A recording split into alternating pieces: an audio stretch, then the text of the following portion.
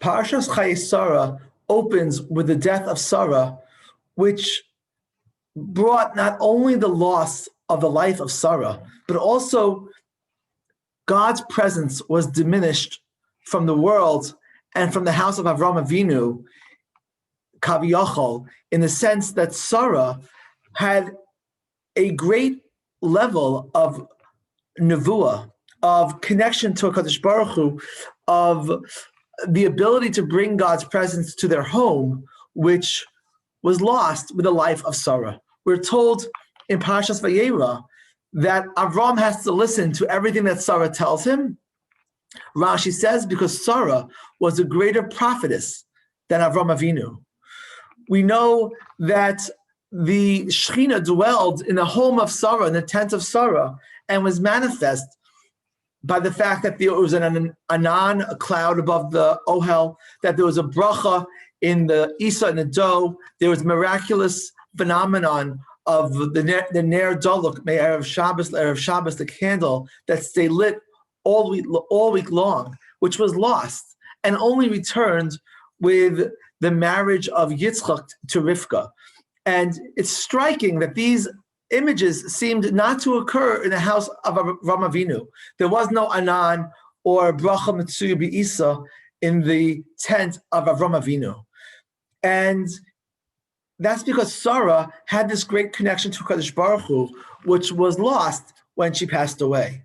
And in a sense, the Jewish mother always represents this connection to the Shekhinah and this imminence of the Shekhinah in our homes. Rav Yosef said that when he heard the footsteps of his mother coming, he would say, Eikum mekame Shekhinah da'asa, that I must stand for the Shekhinah which is coming. He saw his mother as a representation or a vehicle to bring the Shekhinah in his life.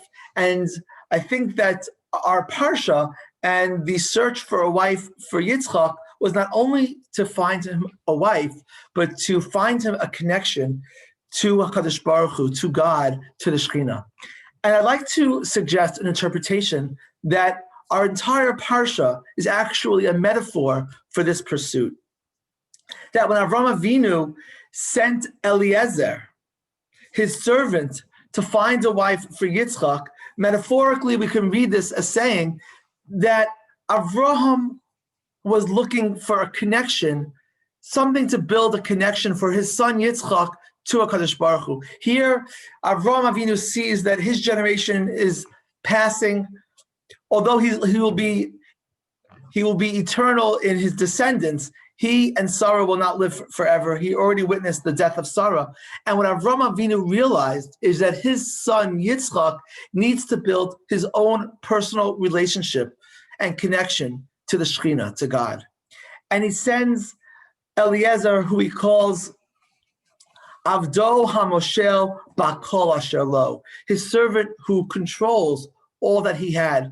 And perhaps this Eved, HaMoshel Bakol, the word Bakol, is used to describe Yitzchak. Hashem Berach es Avraham Bakol, God bless Avraham with his son Yitzchak. The Avdo Zakan Beito HaMoshel Bakol Asher Lo refers to the heart of Yitzchak, that which controls Yitzchak, the heart, the passion, the desire of Yitzchak. And Avraham sent Yitzchak to find a wife refers to find his connection to the Shekhinah, to find his connection to God. And therefore he sends the heart of Yitzchak in search of a relationship to HaKadosh Baruch Hu. And he says to this God, and not to any other God, not to any other land, because every person has a God in the sense that every person has something that they live for. And Avram wanted Yitzchak to live for his God, for HaKadosh Baruch Hu, for the Shekhinah, for our God. And Yitzchak would have to find his personal connection to the Shekhinah. And when Avram sent him, we see that there was a fear Ulai lo toveh ha'isha, maybe the Shekhinah won't come. Maybe I will search for God. I will search for a connection for the Shekhinah, but the Shekhinah won't cling back to me. Maybe I won't find it. And Avraham Avinu says, don't you worry, because if you search genuinely, you will find the Shekhinah and you will be connected to it. Because if you search for a relationship with HaKadosh Baruch Hu, then we know that you will find him, and HaKadosh Baruch Hu will make himself accessible to us. And what do you do to find God? What do you do to find the Shekhinah, your relationship to God? So there's two components. The first is that we have to see that our God is a God of kindness, who is generous, who is giving. And when Eliezer sees Rivka generously pouring the water, this represents the fact that we find our God, we find a God who is kind, who's compassionate, who's generous. And the second component is that Eliezer brought all that God bestowed upon Avraham to give to Rivka. This means that when we build a relationship with the HaKadosh Baruch Hu, first of all, we have to realize that everything we have is a gift from HaKadosh Baruch Hu, and we have to be willing to give it to God, give it in service of God, to channel or sacrifice or gift or use that which we have in service of HaKadosh Baruch Hu. We have to use our time, our energy, our wealth for the mitzvos of HaKadosh Baruch Hu. And this is what Eliezer does. And of course, Rivka is successful, and she comes, and they find the Shekhinah, and the Anan reappears upon their tents. And I think it's significant that in this metaphoric reading of the Parsha, it was important for Eliezer to see that HaKadosh Baruch Hu is a God of kindness, because even though we could portray our God as someone to sacrifice for and to give for and to live for and to die for, in reality, if we want generation after generation to cling and search for HaKadosh Baruch Hu, they need to see the good in God. They need to see the beauty of the Torah. And once we see the beauty and show that beauty to the next generation, then they will connect themselves to him, and then they will give for him.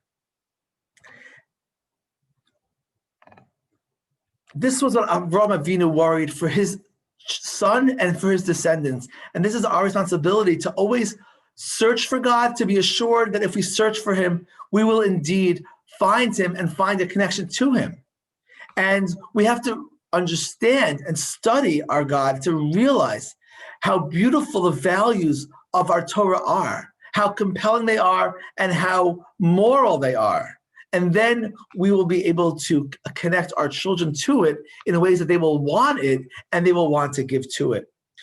When I reflect on this past week and the passing of Rabbi Jonathan Sachs, I think about one of the most important contributions he made to the Torah community is the fact that he passionately pursued the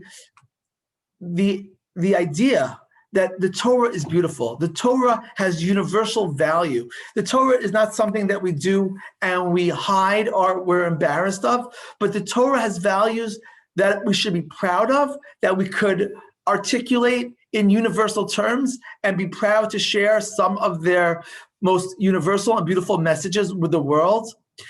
He spoke about how Judaism taught the world values of education, of human life, of human dignity, and on and on. And that is something that we're really going to miss. And we really have a little bit of a vacuum in his absence of someone to do that for us. But the least we can do is to learn from him and learn to do what he did. Another thing that Rabbi Sachs said about our Parsha is that Avraham, at the beginning of the Parsha, after the death of Sara, was devastated and had a personal loss in where he was in life. And Rabbi Sachs said that what Avraham did in response successfully is what Hashem told him earlier, Hitalech lefanai, go forward and carry on and do the next thing that you need to do, that sometimes your life experience is difficult, but you need to look into the present and the future and be sure to build and rebuild and not get lost in the tragedies of your past. And in that sense, we feel the tragedy of his loss and of his unique contribution to Jewish thought. But I believe he's empowered us. Hitalech lefanai, walk ahead of me, continue in my path, and understand and study the Torah deeply so that you'll see how beautiful the Torah is, how our God is a God of kindness, of compassion, of morality that elevates us, and that practicing Judaism is a privilege and an opportunity. And if we'll see that for ourselves and study the Torah to uncover that for ourselves and our children, they will certainly want to give of themselves for the Torah, and give to it, and to enjoy this eternal relationship that the Jewish people have with HaKadosh Baruch Hu and with the Torah.